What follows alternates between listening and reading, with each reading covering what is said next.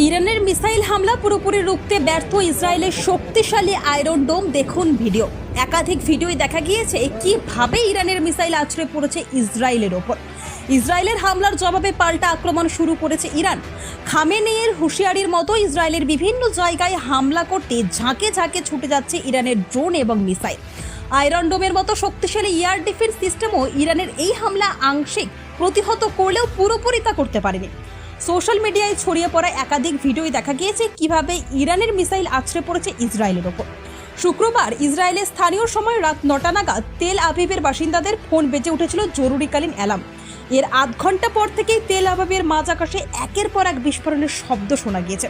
ইসরায়েলের air defence system ইরানের ছোড়া অনেক মিসাইল মধ্য আকাশে গুড়িয়ে দিতে সমর্থ হয়, কিন্তু সমস্ত মিসাইল আটকাতে সমর্থ হয়নি ইসরায়েলের আয়রন ডোম।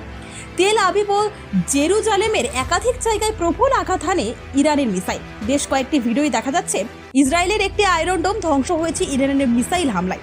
ইরানের এই হামলায় ইসরায়েলের ৩ জনের মৃত্যু হয়েছে, পাশাপাশি একাধিক জন আহত হয়েছে। জানা গিয়েছে কাশিম বোসের নামের এক ধরনের মিসাইলের মাধ্যমে ইসরায়েলের হামলা চালিয়েছে ইরান।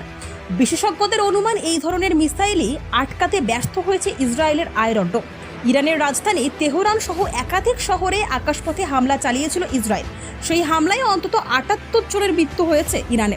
এর মধ্যে রয়েছেন ইরানের সেনাবাহিনীর শীর্ষ পর্যায়ের অফিসার ও পরমাণু বিজ্ঞানী। ইসরায়েলের হামলায় অন্তত ৩২০ জন আহত হয়েছেন।